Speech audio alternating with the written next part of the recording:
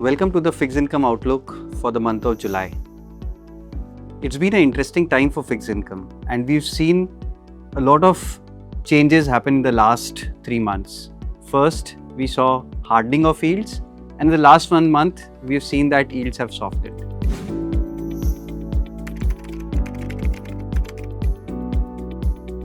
Clearly, the risk of Middle East crisis is low now, and that is getting reflected in prices as well.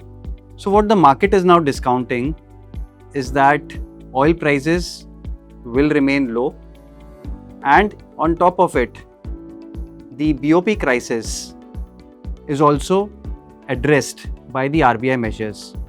Now, what people are expecting is around $60 to $80 billion of money to be raised through FCNRB deposits, and on top of that, around $10 to $15 billion can come through the PSU borrowing as well.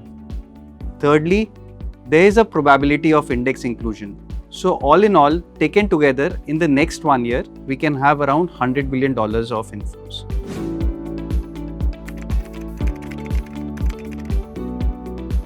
For the fixed income market, it means that risk premiums will come down. So the compression that we have seen in the last 1 month is largely risk premiums going off. The risk premiums which were created due to the war. And because of that, we've seen that the entire curve has shifted down. Whether it is the 30-year gilt or whether it is the 1 and 2 year corporate bond. As we stand today, we think that the current momentum can continue for the next 1.5 months.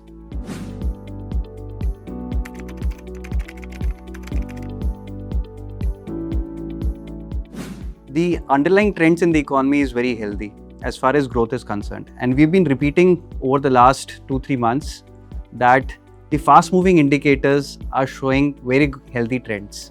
Effectively for Reserve Bank of India, it is a time where if growth remains healthy for an elongated period of time, they will have to take policy rates closer to neutral.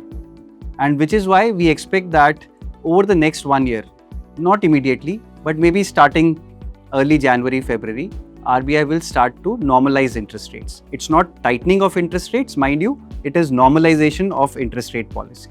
Normalization of the monetary policy means that raising interest rates gradually to a point where the policy rates are neither stimulative nor restrictive for the economy.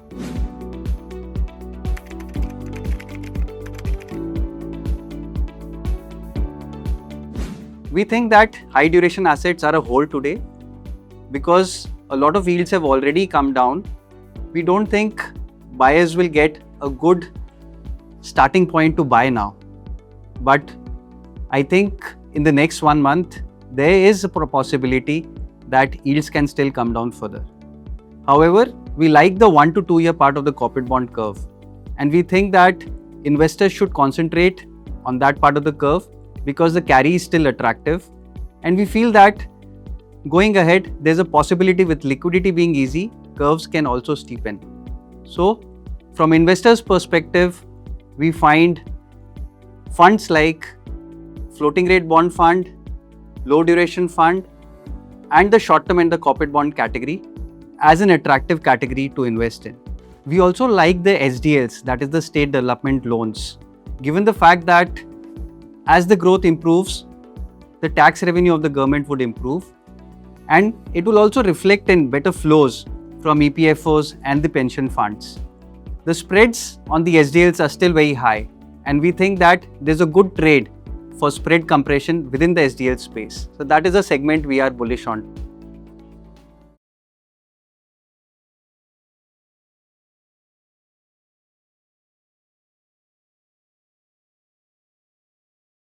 Mutual fund investments are subject to market risks. Read all scheme-related documents carefully.